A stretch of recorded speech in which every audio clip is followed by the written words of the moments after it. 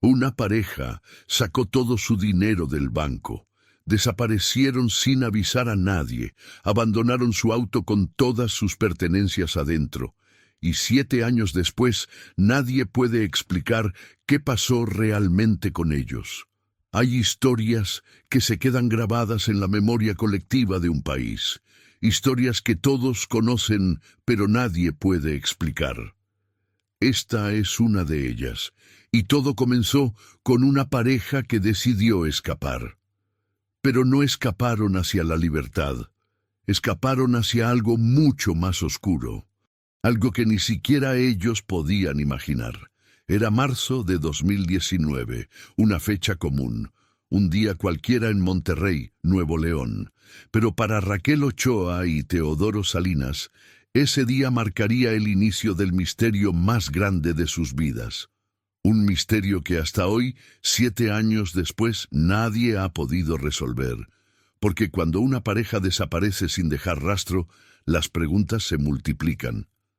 ¿Por qué huyeron? ¿De quién escapaban? ¿Y por qué jamás regresaron? Raquel tenía 26 años. Trabajaba como diseñadora gráfica en una agencia pequeña del centro de Monterrey. Era callada, reservada, pero con una sonrisa que iluminaba cualquier habitación. Su familia la describía como alguien responsable. Nunca había dado problemas. Nunca había hecho nada impredecible, hasta ese día. Teodoro tenía 28 años. Era mecánico automotriz en un taller familiar que había heredado de su padre. Alto, de complexión fuerte, con manos marcadas por años de trabajo duro. La gente del barrio lo conocía bien. Era confiable, alguien en quien podías confiar, o eso creían todos. Se conocieron en 2017, durante una fiesta de cumpleaños de un amigo en común. La conexión fue inmediata. Raquel necesitaba a alguien que la hiciera sentir segura. Teodoro necesitaba a alguien que lo entendiera, y durante 2 años parecieron felices, parecieron normales. Pero algo estaba ocurriendo bajo la superficie, algo que nadie podía ver. El 14 de marzo de 2019, Raquel llamó a su madre, Patricia, como hacía todas las mañanas. La conversación fue breve. Normal. Raquel mencionó que iría al trabajo, que después vería a Teodoro, y que tal vez pasarían el fin de semana en casa. Patricia no notó nada extraño en su voz. No había urgencia, no había miedo, solo era otro día. Pero esa fue la última vez que Patricia escuchó la voz de su hija. Esa misma tarde, alrededor de las 6 de la tarde, Teodoro cerró el taller más temprano de lo habitual. Su hermano, Javier, le preguntó si todo estaba bien. Teodoro asintió. Dijo que tenía que resolver algo personal, algo importante. Javier no insistió. Confiaba en su hermano. Todos confiaban en Teodoro. A las 7:15 p.m., una cámara de seguridad de una gasolinera en la carretera nacional captó la imagen de un Nissan Sentra gris, modelo 2015. Dentro iban 2 personas. El conductor era un hombre de complexión robusta, la acompañante una mujer joven con el cabello recogido. La imagen no era de alta calidad, pero la placa coincidía. Era el auto de Teodoro, y esa fue la última vez que alguien los vio. Oye, antes de continuar con esta historia, si te está gustando este contenido, te invito a que te suscribas al canal, le des like a este video y me cuentes en los comentarios desde dónde nos estás viendo. Tu apoyo significa mucho y me ayuda a seguir trayéndote estas historias increíbles. Ahora sí, volvamos a lo que pasó con Raquel y Teodoro. Cuando Raquel no regresó a casa esa noche, Patricia no se preocupó de inmediato. Pensó que su hija habría decidido quedarse con Teodoro. Era algo que hacía de vez en cuando. Pero al día siguiente, cuando Raquel no respondía a sus llamadas, la inquietud comenzó a crecer. Patricia marcó al trabajo de Raquel. La recepcionista le informó que Raquel no había llegado ese viernes. De hecho, había salido temprano el jueves, alrededor de las 5 de la tarde, diciendo que no se sentía bien. Eso no tenía sentido. Raquel nunca faltaba al trabajo. Nunca mentía sobre estar enferma. Patricia llamó a Teodoro. El teléfono sonó varias veces antes de ir directo al buzón de voz. Intentó de nuevo. Mismo resultado. Llamó al taller. Javier contestó. Le dijo que Teodoro tampoco había llegado ese día, que tampoco respondía sus llamadas. Fue entonces cuando Patricia supo que algo andaba mal. El sábado 16 de marzo, tanto la familia Ochoa como la familia Salinas se reunieron en la casa de Patricia. Nadie sabía qué estaba pasando. Nadie entendía por qué los dos habían desaparecido al mismo tiempo. Las teorías comenzaron a surgir. Tal vez se habían ido de viaje sin avisar. Tal vez querían estar solos.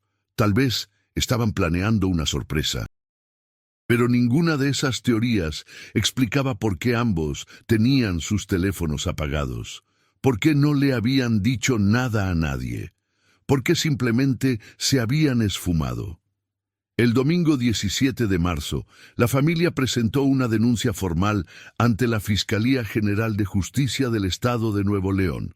Los agentes tomaron los datos, hicieron las preguntas de rutina.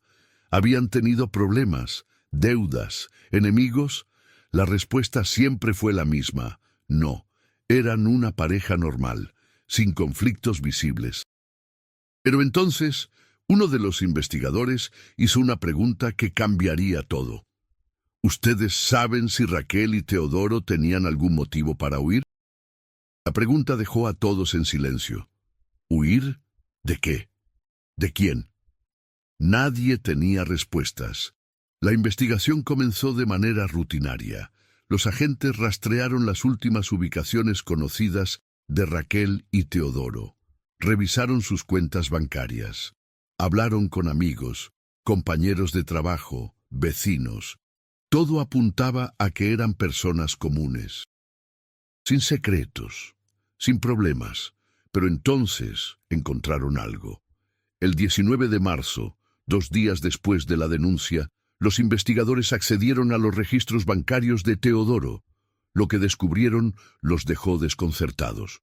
El 13 de marzo, un día antes de su desaparición, Teodoro había retirado 180,000 pesos en efectivo de su cuenta de ahorros. Era prácticamente todo lo que tenía. ¿Por qué alguien retiraría tanto dinero en efectivo? ¿Qué estaba planeando? Cuando le preguntaron a Javier si sabía algo sobre ese retiro, él negó con la cabeza. Teodoro nunca le había mencionado nada.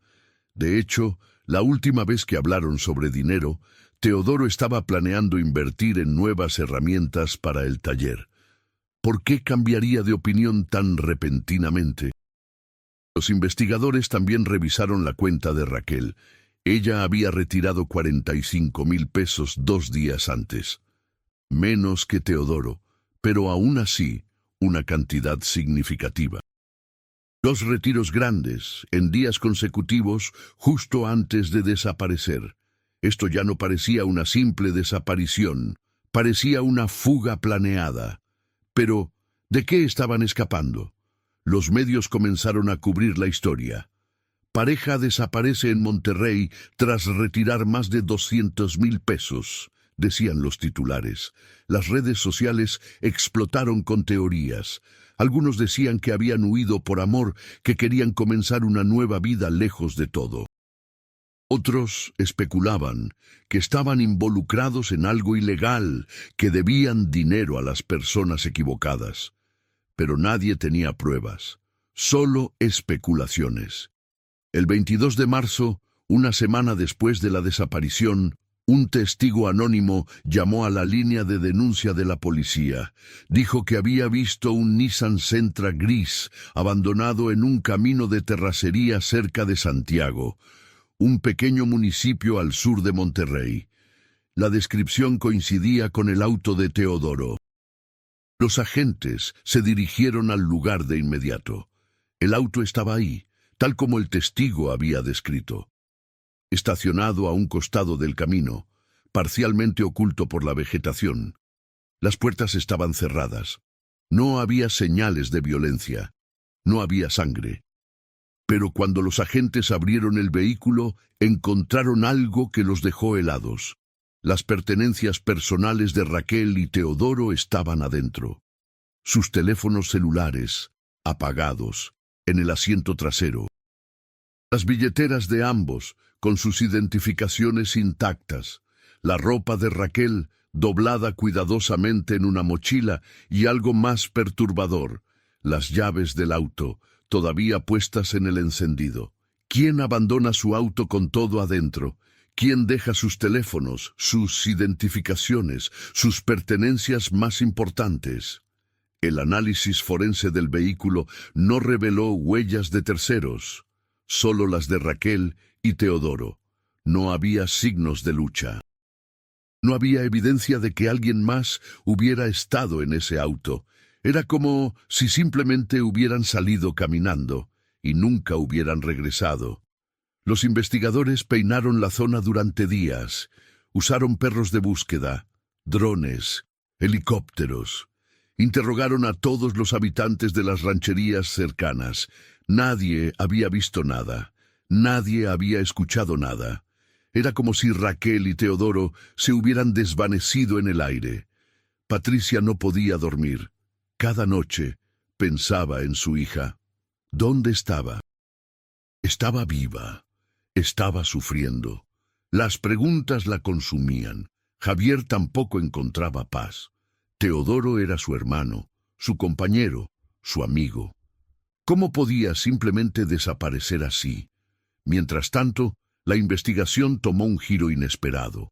Una excompañera de trabajo de Raquel contactó a los investigadores. Dijo que necesitaba hablar con ellos, que sabía algo que podía ser importante. Cuando se reunieron, la mujer, de nombre Brenda, reveló algo que nadie esperaba.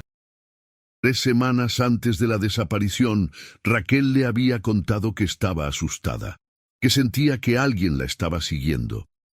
Al principio, Brenda pensó que eran solo nervios, paranoia. Pero Raquel insistía. Decía que veía el mismo auto, un sedán oscuro, estacionado cerca de su casa, que a veces sentía que alguien la observaba. Brenda le preguntó si se lo había dicho a Teodoro. Raquel asintió.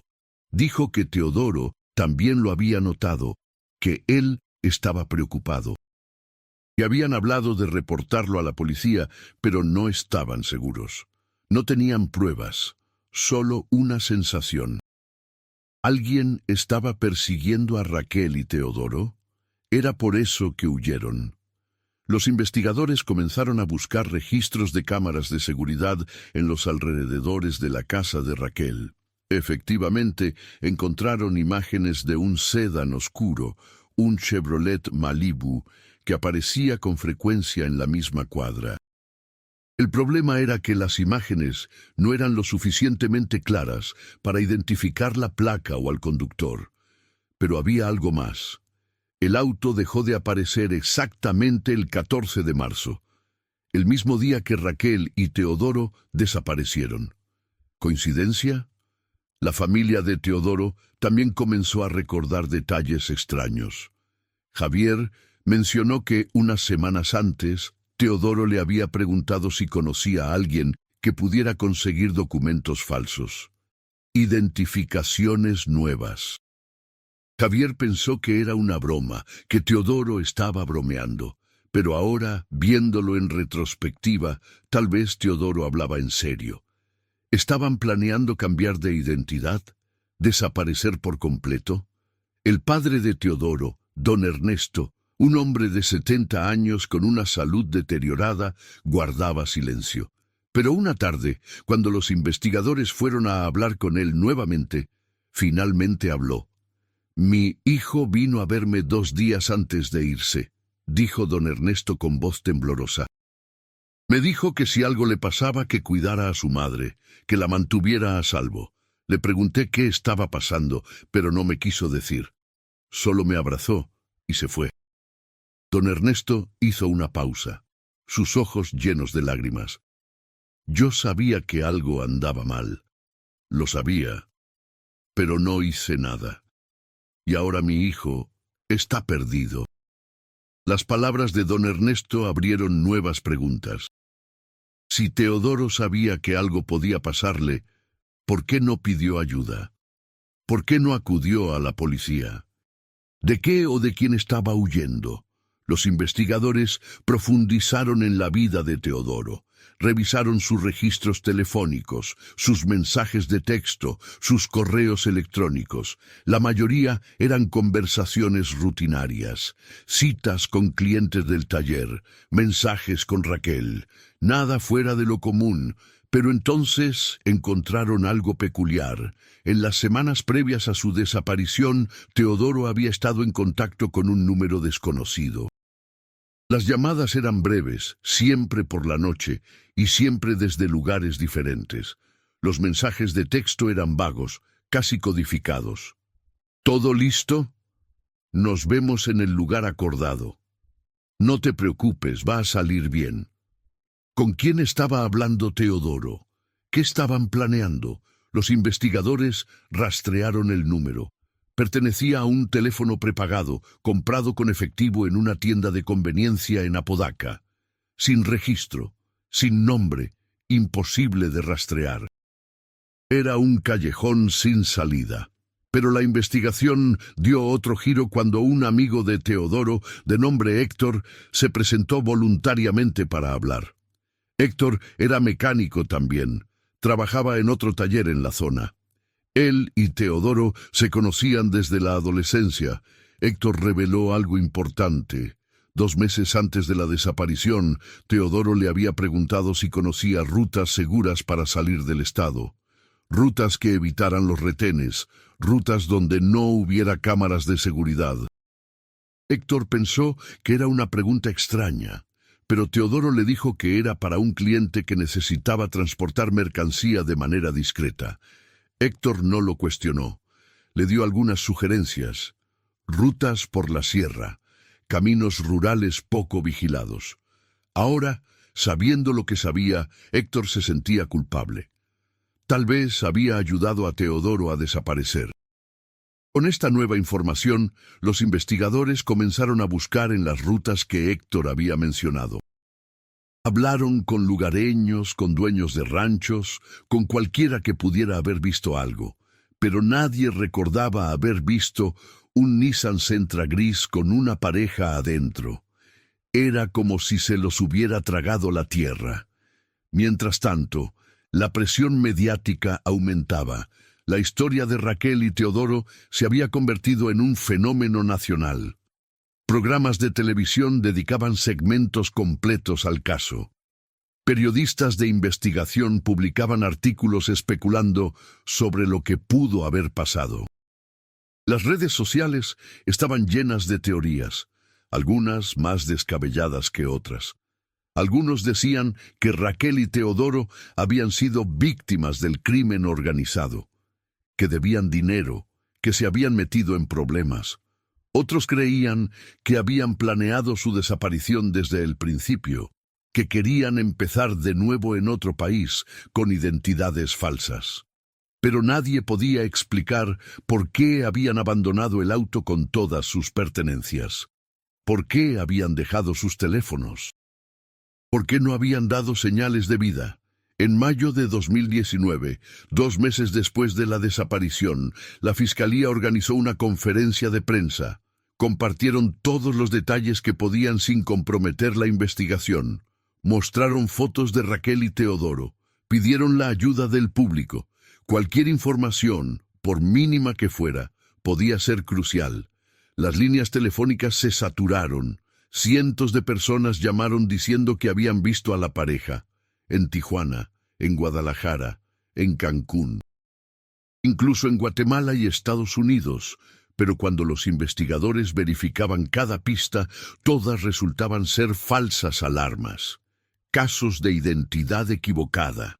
Gente que se parecía a Raquel y Teodoro, pero no eran ellos.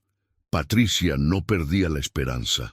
Cada mañana se despertaba pensando que ese día recibiría una llamada, que Raquel regresaría a casa, que todo esto sería una horrible pesadilla de la que finalmente despertaría, pero los días se convertían en semanas y las semanas en meses.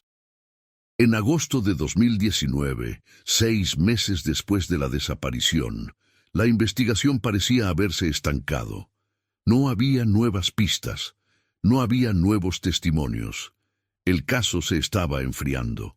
Fue entonces cuando apareció una carta. La carta llegó a la casa de Patricia un martes por la mañana. No tenía remitente. Estaba escrita a mano, con letra temblorosa pero legible. Patricia la abrió con manos temblorosas, su corazón latiendo con fuerza. La carta decía: «Mamá, sé que estás preocupada. Sé que me estás buscando, pero necesito que dejes de hacerlo. Estoy bien, Teodoro está bien, no podemos volver, no ahora, tal vez nunca. Por favor, confía en mí. Todo lo que hicimos fue por una buena razón. Te amo, siempre te amaré, pero no me busques más. Ve». Patricia leyó la carta 1, 2, 3 veces.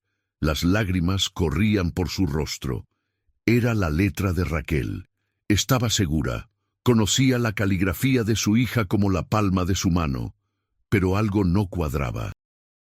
Raquel nunca la había llamado mamá en cartas o mensajes. Siempre usaba ma o mami. Era un detalle pequeño pero significativo. Patricia llevó la carta inmediatamente a la policía. Los peritos grafológicos analizaron la escritura. Confirmaron que había una alta probabilidad de que fuera la letra de Raquel, pero también notaron algo extraño. Había ciertas inconsistencias. Algunos trazos eran más gruesos de lo normal, como si la mano de Raquel hubiera estado temblando mientras escribía, o como si alguien la hubiera estado observando. El análisis del papel y la tinta no reveló nada útil. Eran materiales comunes que se podían comprar en cualquier papelería. El sobre tampoco tenía huellas dactilares, aparte de las de Patricia y el cartero. Pero lo más perturbador era el matasellos. La carta había sido enviada desde Saltillo, Coahuila, a más de 300 kilómetros de donde habían encontrado el auto abandonado. ¿Estaban Raquel y Teodoro en Saltillo? ¿O alguien más había enviado la carta en su nombre? Los investigadores enviaron equipos a Saltillo. Mostraron fotos de la pareja en hoteles, restaurantes, gasolineras. Nadie los reconoció. Nadie los había visto. Era como perseguir fantasmas. La familia de Teodoro también recibió una carta, días después. El contenido era similar. Teodoro decía que estaba bien, que no podían volver, que por favor dejaran de buscarlos. La letra era suya. Don Ernesto la reconoció de inmediato. Pero al igual que con la carta de Raquel, había algo que no encajaba, algo que no se sentía del todo correcto. Las familias se reunieron para discutir qué hacer. Algunos querían seguir buscando. Otros pensaban que debían respetar los deseos de Raquel y Teodoro, aunque no los entendieran. Patricia tomó una decisión.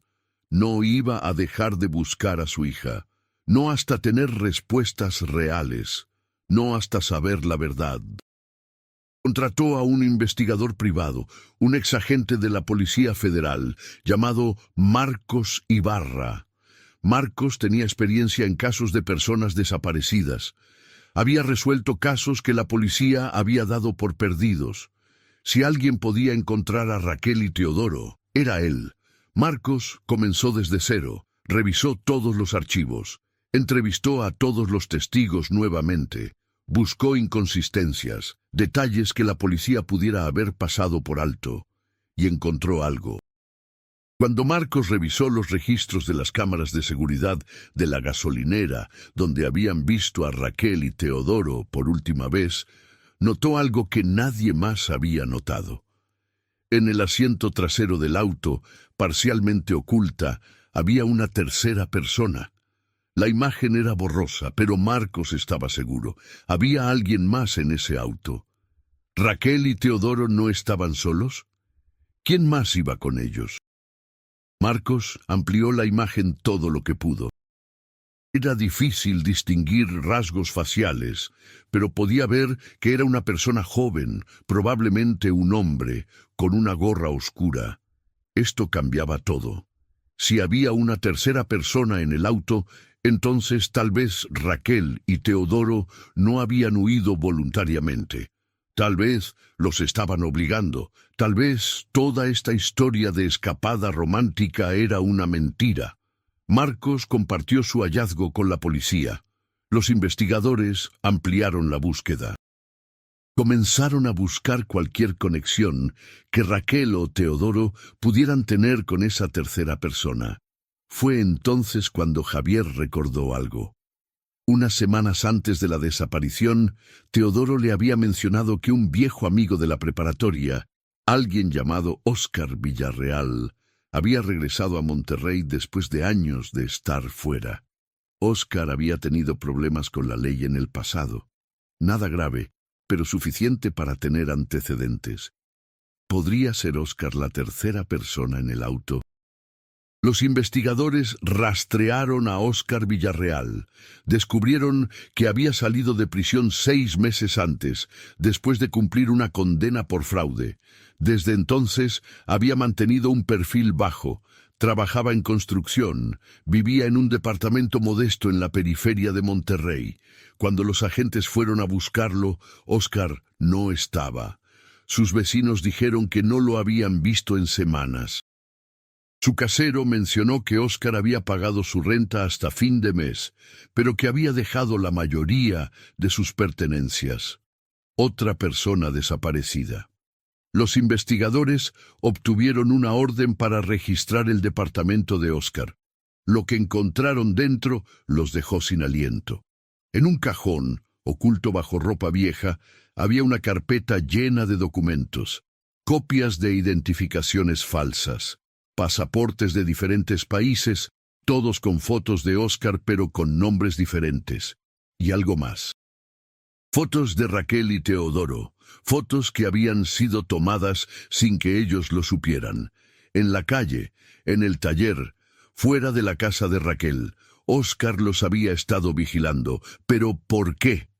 Entre los documentos también encontraron un cuaderno. Las páginas estaban llenas de anotaciones, fechas, horarios, un registro detallado de los movimientos de Raquel y Teodoro. ¿Dónde iban? ¿A qué hora salían de casa? ¿Con quién hablaban? Era perturbador, obsesivo. En las últimas páginas del cuaderno había un plan para sacar a Raquel y Teodoro de Monterrey, rutas específicas, lugares de encuentro y una fecha, 14 de marzo de 2019, el día que desaparecieron. Todo comenzaba a tener sentido, o al menos parte de ello. Óscar había planeado la desaparición, había convencido a Raquel y Teodoro de huir. Pero ¿por qué? ¿Qué ganaba él con todo esto? ¿Y dónde estaban ahora los tres? Los investigadores emitieron una orden de aprehensión contra Óscar Villarreal. Su foto fue distribuida a nivel nacional. Se ofreció una recompensa por información que llevara a su captura. Pero Óscar, al igual que Raquel y Teodoro, había desaparecido sin dejar rastro. Patricia sentía una mezcla de esperanza y temor. Ahora sabían que alguien más estaba involucrado, que tal vez su hija no había huido voluntariamente, pero eso también significaba que Raquel podía estar en peligro. Que alguien podría haberle hecho daño. Los meses seguían pasando, la investigación continuaba, pero las pistas se agotaban una tras otra. Cada nuevo hallazgo parecía llevar a más preguntas que respuestas. En diciembre de 2019, 9 meses después de la desaparición, se reportó el avistamiento de un hombre que coincidía con la descripción de Óscar en Veracruz, cerca del puerto. Los agentes fueron enviados de inmediato, pero cuando llegaron, el hombre ya se había ido. En febrero de 2020, una mujer en Oaxaca llamó a la policía diciendo que había visto a una pareja que se parecía mucho a Raquel y Teodoro en un mercado local. Cuando los investigadores llegaron y mostraron las fotos, varios vendedores confirmaron que sí habían visto a esa pareja, pero ya no estaban. Habían comprado provisiones y se habían ido. ¿Era realmente ellos? ¿O solo otra falsa alarma? El mundo cambió en 2020. La pandemia llegó. Las investigaciones se complicaron. Los recursos se redujeron. El caso de Raquel y Teodoro, aunque seguía abierto, ya no era prioridad. Patricia seguía buscando.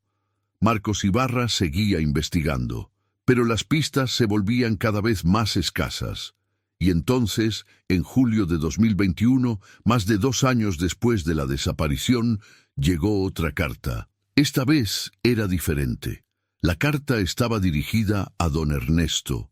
Venía desde un lugar llamado San Cristóbal de las Casas en Chiapas, casi en la frontera con Guatemala. La carta decía: «Papá, perdóname. Sé que he causado mucho dolor, sé que te he fallado, pero necesitabas saber que esto no fue mi elección. No al principio. Las cosas se salieron de control, y ahora no hay vuelta atrás. Cuida a mamá. Dile a Javier que lo siento, que lo extraño, pero esta es la única manera de mantenernos a salvo». R. Don Ernesto colapsó al leer la carta. Su salud, ya frágil, empeoró. Fue hospitalizado días después. La policía analizó la carta. Era genuina, era la letra de Teodoro. Y esta vez el mensaje era claro.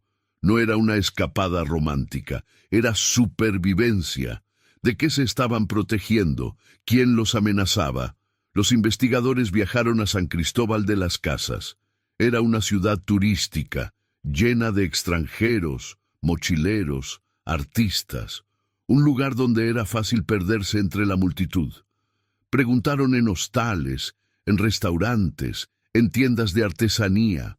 Mostraron las fotos de Raquel, Teodoro y Óscar.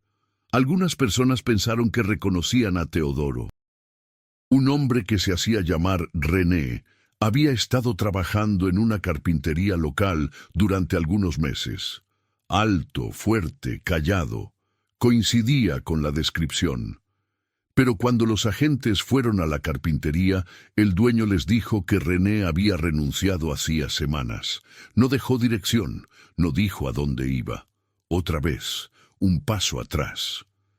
Marcos Ibarra propuso una nueva teoría. Tal vez Óscar había involucrado a Raquel y Teodoro en algo ilegal. Tal vez los había chantajeado. Tal vez los había amenazado, obligándolos a huir con él. Pero, ¿qué tipo de amenaza era tan grave que preferían desaparecer por completo en lugar de pedir ayuda? La respuesta llegó de una fuente inesperada. En octubre de 2022, un exasociado de Óscar Villarreal fue arrestado por cargos no relacionados. Durante el interrogatorio, mencionó casualmente que Óscar había estado involucrado en un esquema de extorsión a pequeños negocios en Monterrey, que había trabajado para un grupo del crimen organizado, que se había metido en problemas y había tenido que huir. ¿Teodoro y Raquel habían sido víctimas de esa extorsión? ¿O habían sido cómplices involuntarios? Los investigadores profundizaron. Descubrieron que, efectivamente, el taller de Teodoro había sido visitado varias veces por hombres que exigían cuotas de protección. Teodoro nunca lo había reportado. Tenía miedo. Sabía lo que les pasaba a quienes se negaban. Tal vez Óscar le había ofrecido una salida. Tal vez le había dicho que podían escapar juntos, comenzar de nuevo en otro lugar. Y Raquel, al estar con Teodoro, había quedado atrapada en la misma situación. Esta teoría tenía sentido. Explicaba por qué habían huido, por qué habían retirado todo su dinero, por qué habían abandonado sus vidas. Pero no explicaba dónde estaban ahora, ni si seguían vivos. En enero de 2023, casi 4 años después de la desaparición, el caso tomó un giro inesperado. Un giro que nadie, ni siquiera los investigadores más experimentados, pudieron anticipar. Un pescador en la costa de Nayarit encontró una mochila lavada en la playa. Estaba deteriorada, llena de arena y agua salada. Pero cuando la abrió para ver si contenía algo valioso, encontró documentos, identificaciones. Una de ellas era de Raquel Ochoa. La noticia llegó a Patricia como un golpe al estómago. Después de años sin respuestas, finalmente había evidencia física. ¿Pero qué significaba? ¿Raquel había estado en Nayarit? ¿O alguien había tirado su identificación al mar? Los forenses analizaron la mochila. El desgaste indicaba que había estado en el agua durante meses, posiblemente más de un año, pero era imposible determinar exactamente cuándo o cómo había llegado ahí. Las corrientes oceánicas podían llevar objetos a cientos de kilómetros de su punto de origen. Dentro de la mochila también había una libreta pequeña. Las páginas estaban arruinadas, la tinta corrida. Pero algunas palabras aún eran legibles, nombres de lugares, fechas y una frase que se repetía varias veces: no podemos confiar en nadie. ¿Qué había pasado? ¿Por qué Raquel escribía eso? Marcos Ibarra viajó a Nayarit personalmente, habló con el pescador, revisó la zona donde había encontrado la mochila, preguntó en los pueblos costeros cercanos si alguien había visto a una pareja que coincidiera con la descripción de Raquel y Teodoro. Un anciano que vendía artesanías en el malecón recordó haber visto a una pareja joven, meses atrás. El hombre era alto, de complexión fuerte. La mujer era delgada, con el cabello oscuro. Se quedaron en el pueblo solo unos días. Compraron provisiones. Parecían nerviosos, como si estuvieran huyendo de algo. El anciano no podía recordar exactamente cuándo los había visto. Tal vez en verano, tal vez en otoño. El tiempo se le confundía. Marcos mostró las fotos. El anciano asintió. Sí, pero no podía estar completamente seguro. Había visto a muchas parejas jóvenes pasar por ahí. Era frustrante. Cada pista parecía prometedora al principio, pero siempre llevaba a un callejón sin salida. Mientras tanto, la búsqueda de Óscar Villarreal continuaba. Su nombre había sido agregado a las listas de personas buscadas en toda Centroamérica, pero era como si se hubiera desvanecido, como si nunca hubiera existido. En abril de 2023, Patricia recibió una llamada de un número desconocido. Cuando contestó, solo escuchó estática, luego una voz distorsionada, casi irreconocible. «Mamá, soy yo. No puedo hablar mucho. Solo quiero que sepas que estoy viva, que estoy bien. No me busques más, por favor». Y la llamada se cortó. Patricia intentó devolver la llamada. El número no existía. Los investigadores rastrearon la señal. Había sido hecha desde un teléfono prepagado en Guadalajara. Pero para cuando llegaron allí, el teléfono ya había sido destruido. Era realmente Raquel. La voz estaba tan distorsionada que era imposible estar segura. Pero Patricia quería creer.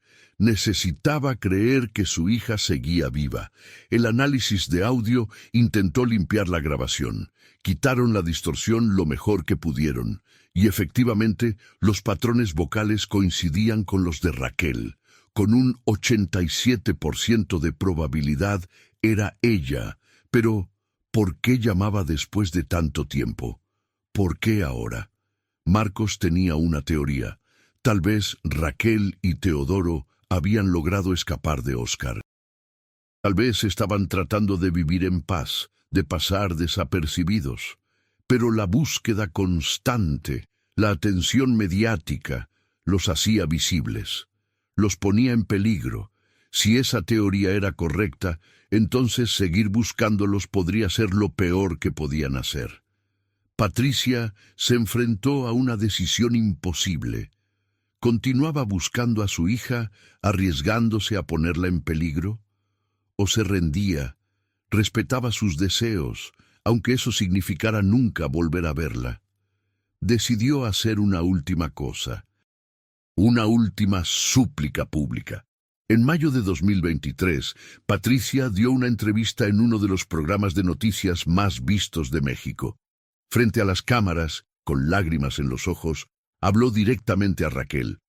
Hija, si estás viendo esto, quiero que sepas que te amo, que siempre te amaré. No importa lo que haya pasado, no importa dónde estés, mi puerta siempre estará abierta para ti. Si no puedes volver, lo entiendo, pero por favor, dame una señal. Algo que me haga saber que estás bien, que estás a salvo. Eso es todo lo que necesito. El programa fue visto por millones de personas. Las redes sociales explotaron con mensajes de apoyo. El hashtag Bici encuentra a Raquel se volvió tendencia, y 2 semanas después llegó otra carta. Esta vez no venía con matasellos. Había sido dejada en la puerta de la casa de Patricia durante la noche. Nadie vio quién la dejó. Las cámaras de seguridad de la calle no captaron nada útil. La carta era breve. Ma, vi tu mensaje. Me rompió el corazón. Quiero volver. Créeme que quiero. Pero no puedo, no es seguro, ni para mí ni para ti. Las cosas que sé, las cosas que he visto. Si regreso, todos estaremos en peligro. Teodoro y yo estamos bien. Nos cuidamos el uno al otro. Óscar ya no está con nosotros. Ya no es una amenaza. Pero hay otros. Siempre hay otros.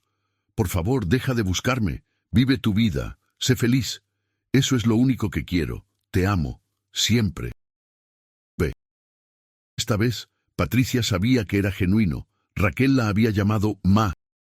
Era su forma de escribir, era su forma de hablar. Su hija estaba viva, pero nunca volvería a verla. La revelación sobre Óscar era perturbadora. Ya no está con nosotros, ya no es una amenaza. ¿Qué significaba eso? ¿Había muerto? ¿Se había separado de ellos? Ellos lo habían... Los investigadores intensificaron la búsqueda de Óscar Villarreal.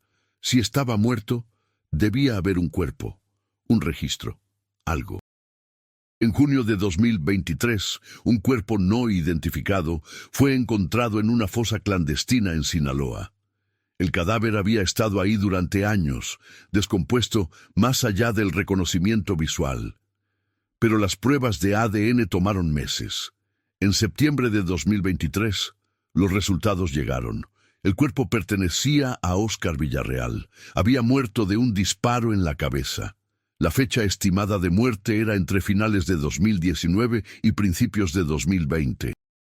Aproximadamente un año después de que Raquel y Teodoro desaparecieron. ¿Quién lo había matado? ¿Raquel y Teodoro?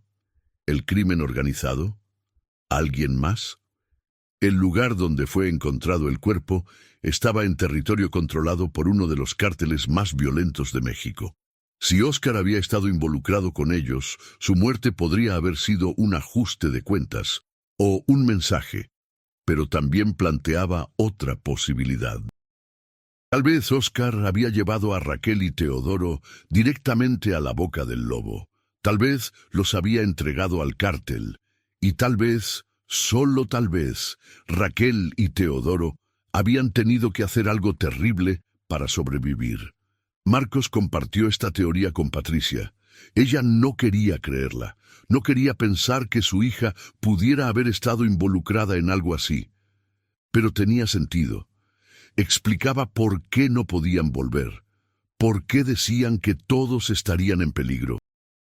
Si Raquel y Teodoro habían sido testigos de actividades criminales, o peor, si habían sido forzados a participar, entonces el cártel nunca los dejaría ir. Nunca. En octubre de 2023, un periodista de investigación publicó un artículo extenso sobre el caso. Había pasado meses investigando, entrevistando a fuentes dentro del crimen organizado. Según sus fuentes, Óscar Villarreal había estado trabajando como informante del cártel. Su trabajo era identificar pequeños negocios que pudieran ser extorsionados. El taller de Teodoro había sido uno de esos negocios. Pero Teodoro se había negado a pagar. Había amenazado con ir a la policía. Eso lo había convertido en un problema. Óscar había convencido a Teodoro de que la única manera de salvarse era huir. Pero en realidad, Óscar estaba siguiendo órdenes. Llevar a Teodoro a un lugar remoto. Eliminarlo. Hacerlo desaparecer. Raquel había quedado atrapada en el medio. Había ido con Teodoro porque no quería dejarlo solo, porque lo amaba. Pero algo había salido mal. Según las fuentes del periodista, Óscar había intentado cumplir con su misión, pero Teodoro se había defendido. Había habido una pelea, y de alguna manera Teodoro había logrado sobrevivir. Óscar había sido quien terminó muerto. ¿Era cierto o solo era otra especulación? Los investigadores no podían confirmar ni negar la historia. Las fuentes eran anónimas. No había evidencia directa. Pero la narrativa encajaba con lo que sabían. Si esta versión era verdadera, entonces Raquel y Teodoro no eran fugitivos románticos. Eran sobrevivientes, habían matado en defensa propia y ahora estaban huyendo, no de la justicia, sino del cártel que quería venganza. En diciembre de 2023, Patricia decidió que ya era suficiente. Había pasado casi 5 años buscando a su hija, 5 años de dolor, de incertidumbre, de esperanza mezclada con desesperación. Raquel había dejado claro que no podía volver, que seguir buscándola solo pondría a todos en peligro, y Patricia, aunque le dolía hasta lo más profundo de su alma, decidió respetar eso. Organizó una ceremonia simbólica, un funeral sin cuerpo, una manera de decir adiós aunque su hija siguiera viva en algún lugar. Amigos, familiares, compañeros de trabajo, todos asistieron. Compartieron recuerdos de Raquel, de su sonrisa, de su bondad, de su talento como diseñadora, de cómo iluminaba cualquier habitación en la que entraba. Don Ernesto había muerto meses antes. Su corazón, dicen, no pudo soportar el dolor de perder a su hijo. Javier estaba ahí, representando a la familia Salinas. También había decidido dejar de buscar. También había decidido seguir adelante, pero seguir adelante no significaba olvidar. Nunca olvidar. En febrero de 2024, Patricia recibió un paquete. Dentro había un álbum de fotos. No fotos viejas, fotos nuevas. Raquel y Teodoro en una playa. Raquel y Teodoro en un mercado. Raquel y Teodoro sentados juntos, mirando un atardecer. En todas las fotos, sus rostros estaban deliberadamente desenfocados. No se podían ver sus rasgos claramente, pero Patricia sabía que era su hija. Había una nota adjunta. Ma, quería que vieras que estoy bien, que somos felices. Dentro de todo lo que ha pasado, hemos encontrado paz. No sé si algún día podré volver. Probablemente no, pero quiero que sepas que cada día pienso en ti. Te llevo en mi corazón, y que todo lo que aprendí de ti sobre ser fuerte, sobre sobrevivir, me ha mantenido viva. Gracias por ser la mejor madre del mundo. Te amo. Ve. Patricia lloró al ver las fotos. Lloró de tristeza, pero también de alivio. Su hija estaba viva, estaba bien, y eso, al final, era lo único que importaba. Guardó el álbum en un lugar seguro. Lo miraba cada noche antes de dormir. Era su manera de mantener a Raquel cerca, aunque estuviera lejos. En junio de 2024, Marcos Ibarra cerró oficialmente su investigación. Había hecho todo lo que podía. Había encontrado respuestas, aunque no las que todos esperaban. Le dijo a Patricia que estaba convencido de que Raquel y Teodoro estaban vivos, que habían logrado construir una nueva vida, lejos de todo. No es el final que queríamos, le dijo Marcos, pero es un final, y a veces eso es suficiente. Patricia asintió. Tenía razón, no era el final feliz de las películas, pero su hija estaba viva. Y eso era más de lo que muchas familias con seres queridos desaparecidos podían decir. En agosto de 2024, un turista canadiense publicó en redes sociales una foto que había tomado en un pueblo remoto de Chiapas. En la foto, borrosa y tomada de lejos, aparecía una pareja trabajando en un pequeño puesto de artesanías. El hombre era alto, fuerte, la mujer delgada, con el cabello recogido. La foto se volvió viral cuando alguien señaló el parecido con Raquel y Teodoro. Pero para cuando los investigadores llegaron al pueblo, la pareja ya no estaba. El dueño del terreno donde habían tenido el puesto dijo que se habían mudado. No dejaron dirección. ¿Eran ellos? Probablemente. ¿Los volverían a ver? Probablemente no. En noviembre de 2024, Patricia recibió otra llamada. Esta vez no hubo distorsión en la voz. Ma, soy yo. Tenía que escuchar tu voz, aunque fuera solo por un momento. Patricia sintió que su corazón se detenía. Raquel, hija, no puedo hablar mucho. Solo quería decirte que estoy bien, que Teodoro está bien, que hemos encontrado un lugar donde podemos vivir en paz. No es México. Tuvimos que salir del país, pero estamos a salvo. ¿Puedo verte? Aunque sea una vez. Hubo un largo silencio. No, ma, no es seguro. Tal vez algún día, cuando todo esto termine, si es que alguna vez termina. ¿Qué pasó, hija? ¿Qué hicieron? Otro silencio. Sobrevivimos. Eso fue lo que hicimos. Y a veces, para sobrevivir, tienes que hacer cosas que nunca imaginaste. Cosas que cambian quién eres. Patricia sintió las lágrimas corriendo por su rostro. Te amo, hija. No importa lo que hayas hecho. Siempre te amaré. Lo sé, ma. Y eso es lo que me mantiene viva. Tengo que irme. Cuídate.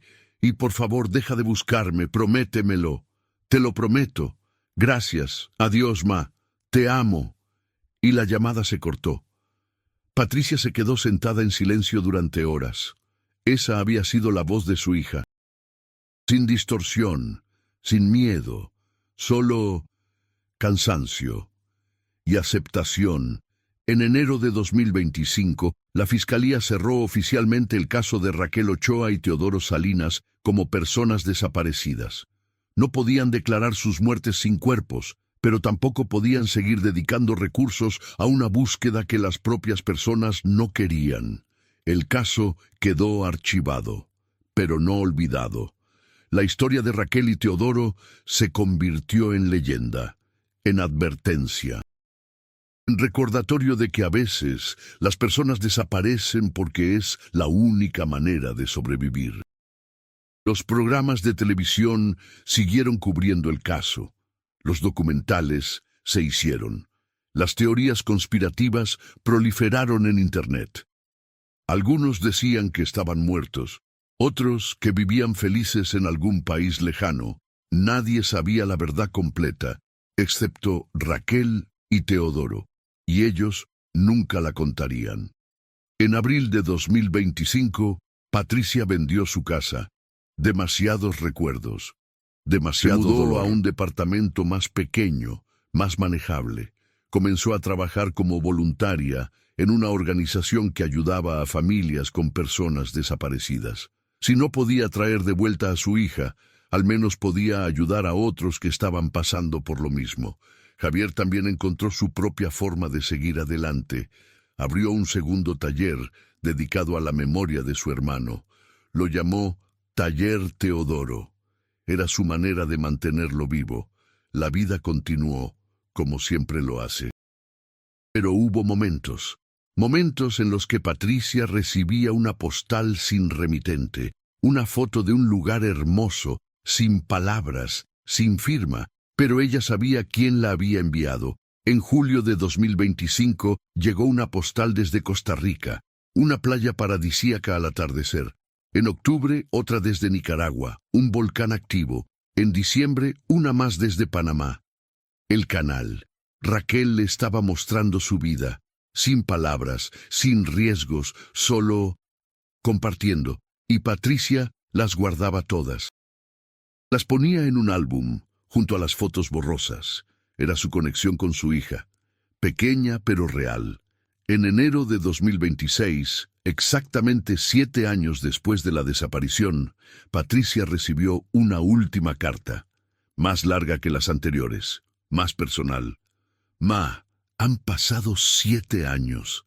7 años desde que salimos de México.